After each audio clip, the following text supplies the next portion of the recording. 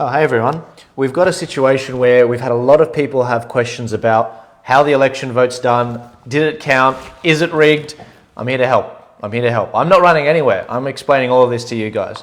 So, as many of you know, I've been doing shows for a very long time and talking about elections, especially the 2020 US election. Now, if you want to see my commentary about that, go back and see exactly what I called out. I called out election fraud where I saw it. I called out the mail-in ballots. I called out everything that happened back in that election. Now, a lot of mistakes that people are making is thinking that the Australian election is exactly the same way as the US election. It's not. There's huge differences, and I'm going to take you through them all. So, firstly, a lot of people have been saying, Joel, why is it that they're not actually counting the ballot for my candidate in the Freedom Party? Why is it that they're doing a two-party preferred count? And the answer is actually quite simple. I think that a lot of people don't understand how the count's actually done by the Electoral Commission, and I'll walk you through it. So all in all, when you go and vote, all your ballots are put into a box, and the boxes are counted at that polling booth. Now, every candidate is able to select scrutineers, which is someone that they trust, to watch those polling booths. The polling booth has about 40 to 50 per electorate. There's 40 to 50 polling booths per electorate. And what ends up happening is at each of these polling booths, the first and the second count of the ballots happen. So all up, there are 3 counts that are done of your ballots. And this is exactly how it happens. The first count is where they count your first preferences, basically. They look at who's on your ballot and they basically count it. You know, okay, this is one for, UAP, one for One Nation, one for Liberal Democrats, one for whatever. And they get your first preference vote and they keep that on record. What ends up happening is the actual Australian Electoral Commission look at the counts that are happening in the electorate, and around about 40 minutes, 50 minutes into the count, they let their top AEC official know in each polling booth, these are the 2 candidates you need to look at. So what they end up doing in this first count is they end up counting all the first preferences, and from that they make a big assumption, and stay with me on this. They make an assumption and they end up saying, okay, it's looking like from all the polling booths in the electorate that the Liberal Party and the Labor Party usually are the top runners. That's usually what ends up happening. And so once they've completed the first count and they check it 3 times, they end up moving on to the second count. Now, the second count's not the same as the first count. The first count's about counting first preferences. The second count is about working out who are the top 2 candidates in the whole electorate, because it's not just one per booth. In the whole electorate, they count exactly who is actually going to win it. So rather than doing do you guys remember the Topher Field video? Rather than doing the Topher Field video where they look at exactly, how the marbles are counted. You guys remember Topher Field's video, right? So rather than actually counting, the top, if you've got 5 candidates, rather than counting all of them and then taking off the last guy, that's not what they do. So the first count that they do for all the election, they count the ballots to see how many first preferences you got. The second count that they do is actually where they get the top 2 candidates that are running, and they end up putting all the ballots in just those 2 candidates. The reason why they do that is because they want to speed up the process of counting. But this is the thing. It's based on an assumption. It's based on whether they think they're actually going to, that these are the 2 parties that end up winning. Now, let's just say it's the electorate of the Hunter Valley. Let's say that you've got the Liberals, you've got Labor, and you've got One Nation, for example, because One Nation run there. What typically happens is they'll think, okay, look, it looks like, this is how many votes the Liberal Party got, this is how many votes the Labor Party got, and this is how many votes One Nation got. Now, they'll probably assume that One Nation didn't actually get so many votes. So then they'll be like, okay, we know that these are the Liberal votes, we know that these are the Labor votes, so what we're going to do is we're going to get the One Nation votes, and we're going to find out who did they preference. Did they preference Liberal or did they preference Labor? And some people did. Some people, they preference both. So they end up doing the whole pile until they have all the ballots, and then you've got what we call a two-party preferred. All the One Nation ballots are added to this, and so you've got the Liberal votes and you've got the Labor votes, and you see who wins in a contest against two. But this is the thing. You're probably asking the question, but Joel, how do they know exactly which person is actually going to win? What if the One Nation person ends up getting preferences from other freedom parties, other minor parties, and what if they end up actually coming out on top? And this is the thing. The first count is done at the polling booth. The second count is done at the polling booth. But the third count is where all of these things get reconciled. So the third count is where they end up taking it to the AEC headquarters for a specific area. And your scrutineers can go and check it for candidates, and they check all of these things and they go through it and they allocate the preferences properly. So I'm trying to explain this as, I know I'm being very ineloquent about this, but the whole process is done with 3 counts, and it's really important to understand that this isn't like, it's not rigged. It's not rigged in this particular way. I just wish I could explain it a bit better with an animation so I could show you guys exactly what happens. But listen to this for 2 seconds, because obviously there's a lot of people that are very heated about this. When you vote and you get your ballot, it'll be counted so many times. The AEC will do 3 official counts. In the very first count, they will look at the ballot, they will say, okay, this is one preference for whatever party, and they'll put it down. They monitor all of the ballot counting, and they send that to Central Command for AEC. And what they do is they monitor who the likely top 2 candidates are going to be. And then what they do to speed up the process, because everyone wants to know who the Prime Minister will be on election night, then what they do is they actually get all of the parties, let's say there's 5 candidates running, they get the 2 top candidates' ballots, they put them down, and they get the remaining candidates and they split them in between those top 2 candidates. The whole reason they do this is to speed up the counting process. And they do that until they have their 2 candidates, and then they say, okay, that's the winner for today's election in this seat.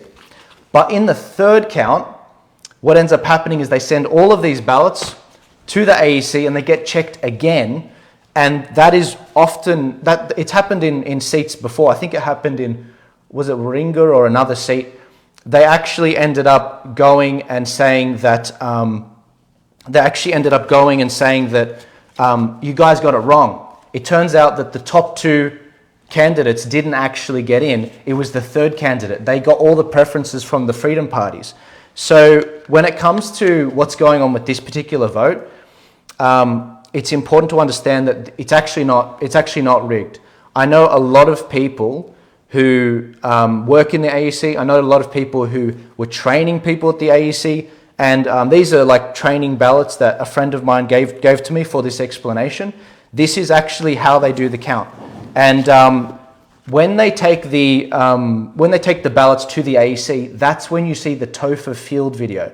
That's when they do the count with the marbles, where they take the last guy off and then they allocate them. They don't do that in the first 2 counts. So please understand that. And if you look at the actual book that they use, called the Election Process Handbook, that's exactly how it's stipulated. It's not like, I don't know how many times I've got to say this. It's not rigged. This is how the count's actually done. If you ask scrutineers that it's not their first time doing it, this is exactly how they end up doing it. But if you look at page 75, here it is. If you look at page 73, there's a section called 210 Candidate Preferred Scrutiny Procedure. This particular book is called the Election Procedures Handbook. And on page 73, it actually explains exactly how it's done. Now, is there election fraud that happens in the election? Absolutely. Absolutely. People voting multiple times, people, not having their ID checked.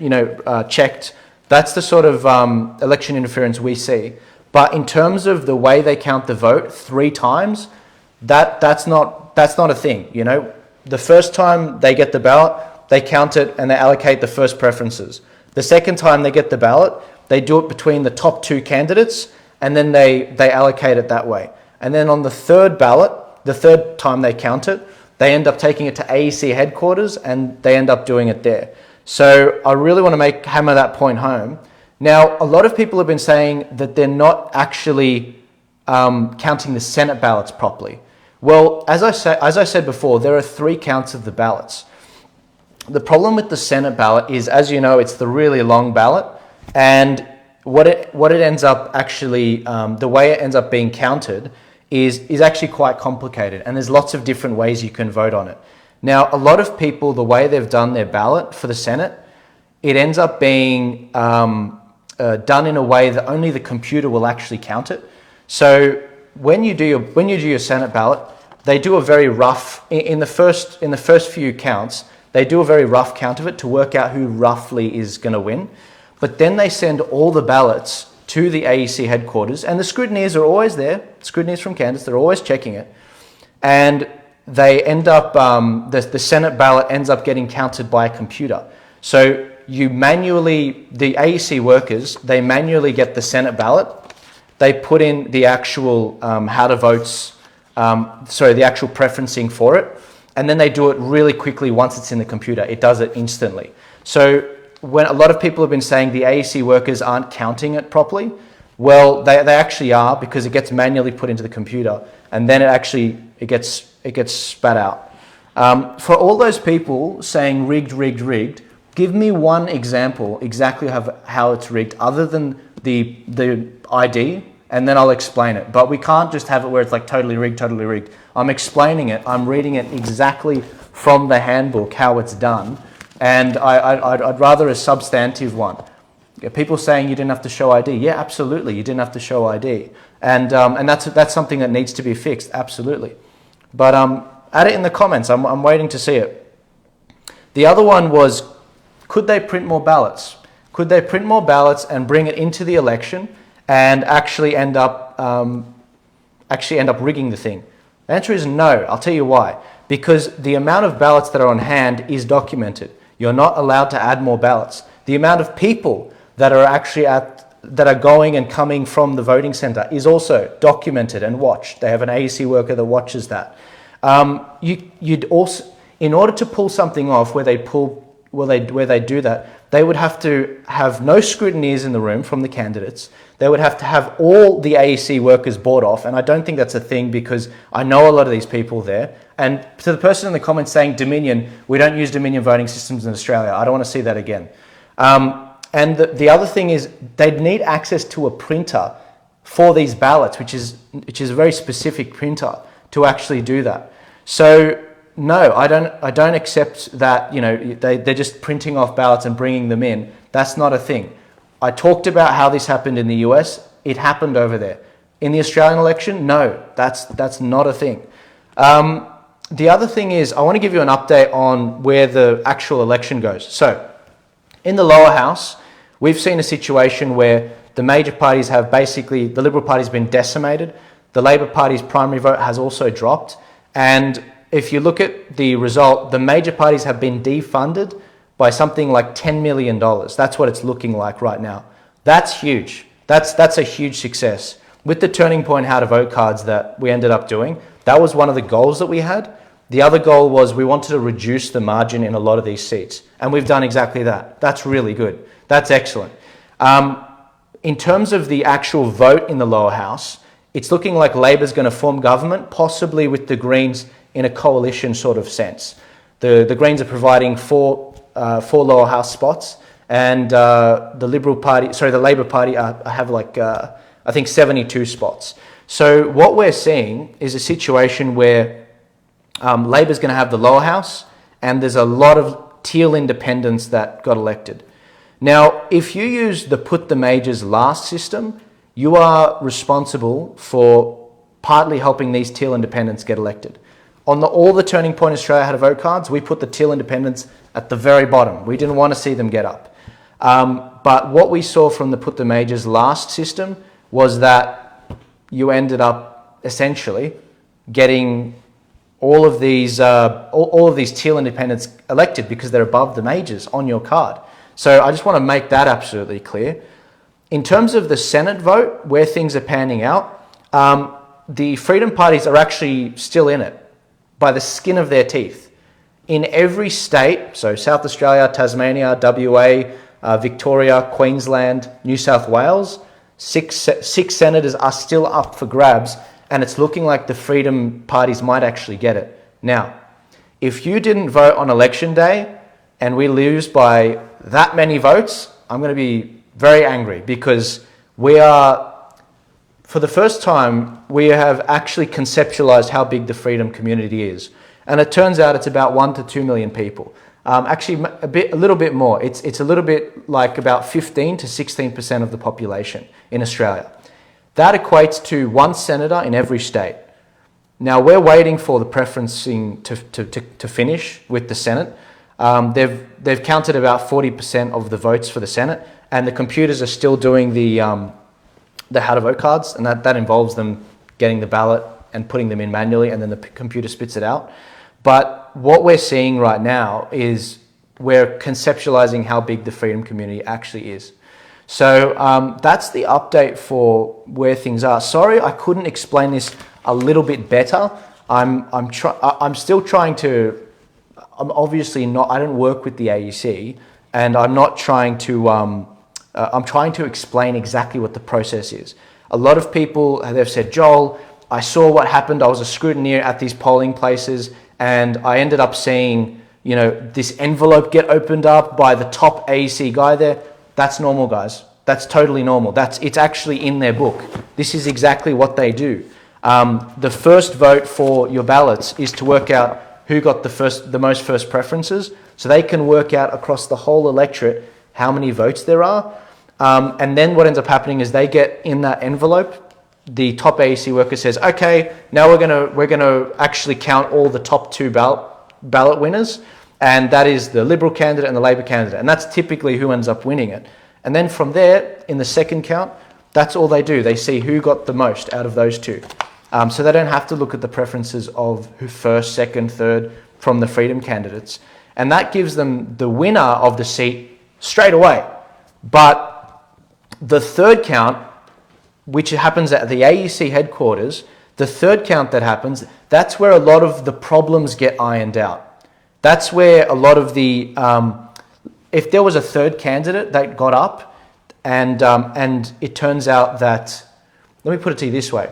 If in a 3-horse race, if the top two, Liberal and Labor, are running and running and running, and the AEC makes an assumption that they're going to win it, but it turns out that the third guy actually won it, all of those creases will get ironed out at the AEC headquarters. And that is why you need to train up scrutineers. You need to make sure you as a candidate have them at all of these polling places, because they will watch exactly what's going on. Just a quick reminder, if you're watching this, give this a share, get it out there, because I don't want people to fall into the trap of what happened with the Americans, where they don't believe their elections work anymore. And to an extent, their voter fraud is way worse than ours.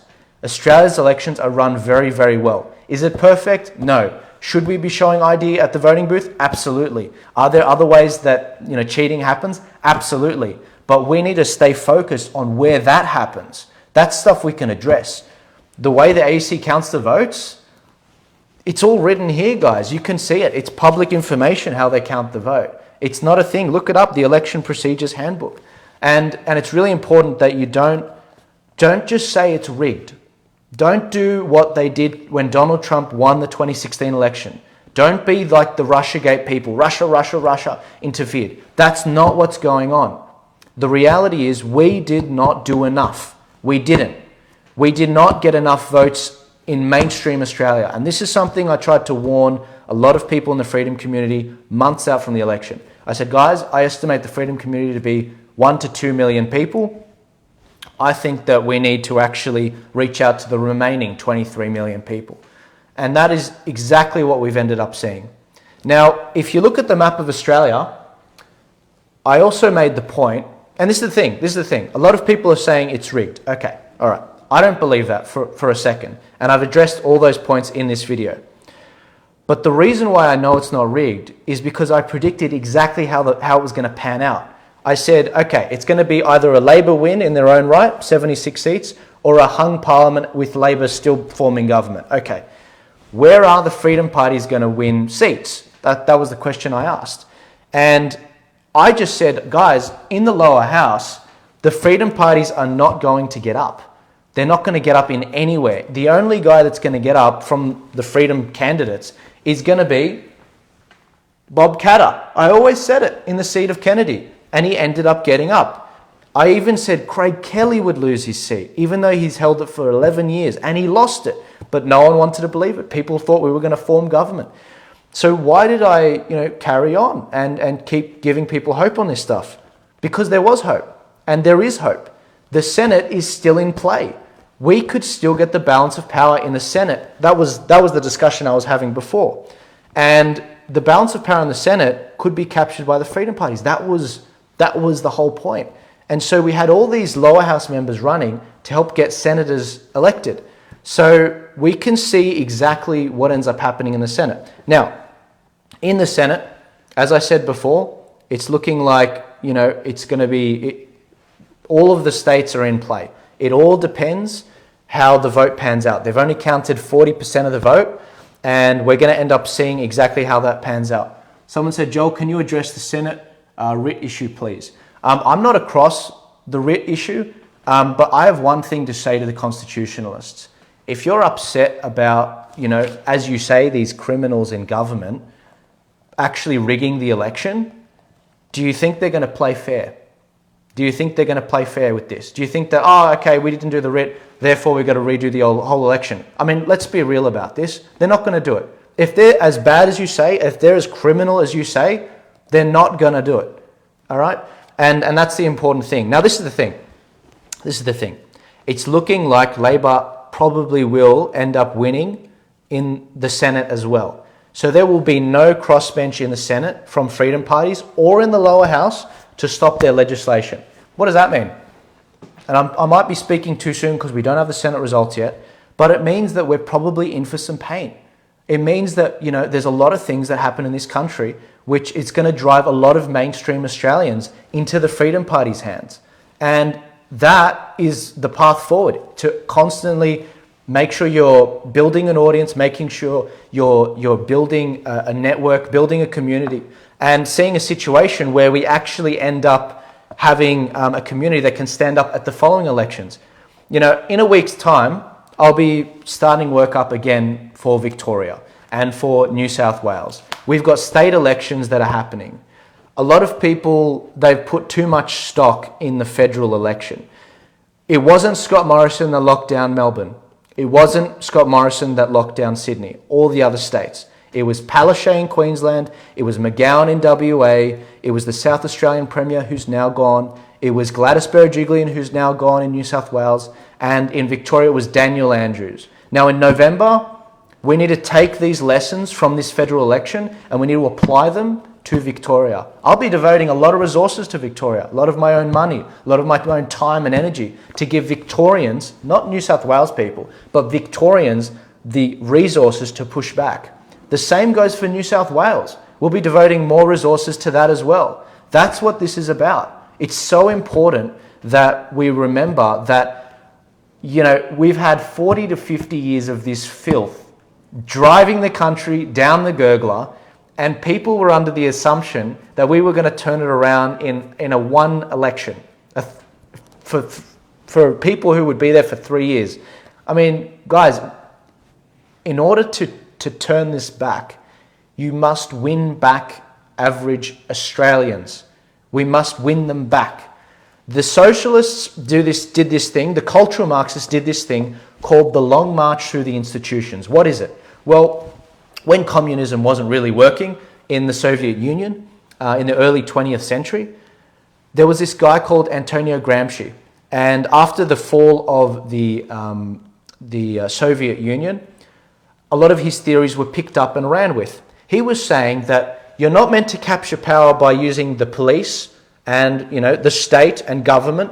What you should instead do is capture the human mind of the population by capturing the universities, and from the universities training everyone, training the teachers, training the priests, training everyone, training the teachers that teach your kids.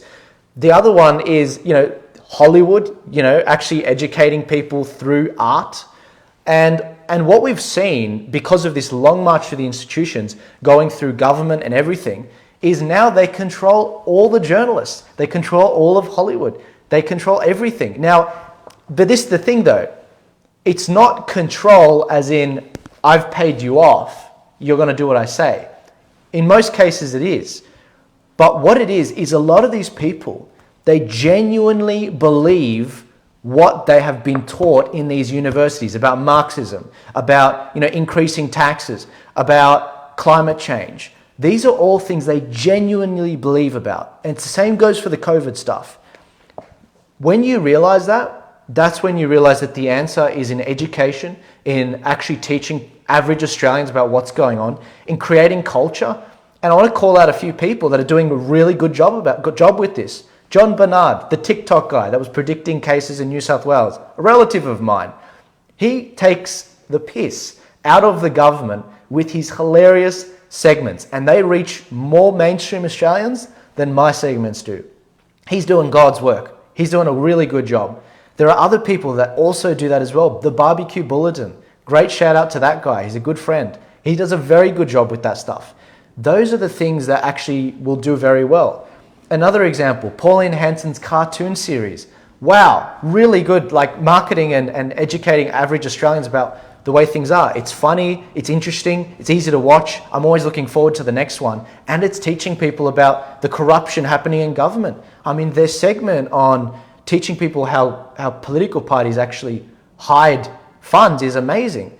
So that is the path forward. The path forward is looking forward to future elections and making sure we continue to upskill people.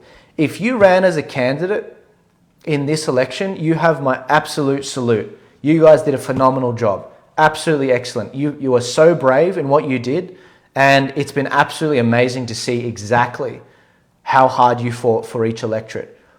It's your success in the audience. It's your success in the actual candidates. You guys helped defund the major parties. The major parties are now defunded $10 million. $10 million. That's huge. And the majority of that was from the Liberal Party. The Liberal Party is now going to have new leadership. Josh Frydenberg has lost his seat and Scott Morrison lost the election. So now it's looking like Peter Dutton's going to end up being the person that everyone gets behind. I mean, this is insane. I'm going to wrap it up there. I've obviously got a lot of thoughts on this, but guys, even first off, with the Senate, we're still counting it. It's only 40% counted, and we're going to see how that pans out. I think we'll see some Freedom senators get up, especially in Victoria and also the other 5 states. But when it comes to the path forward, even if it's a Labor government in the lower house, and also they have the complete control in the Senate with no balance of power, and we don't have a single hand on the wheel, we're going to be fine. We're going to be fine. I mean that. We're going to go through a lot of pain, but remember this. Remember this. The harder they squeeze, the more people we will have join the movement. That is exactly what we'll see. My social media never grew more than in lockdowns. It never grew more than when they were squeezing average Australians. Do you think they're going to forget what they did again? And we're going to be right there to say, hey, we tried to tell you, but you know what? We're not going to keep telling you we told you so. Come join us.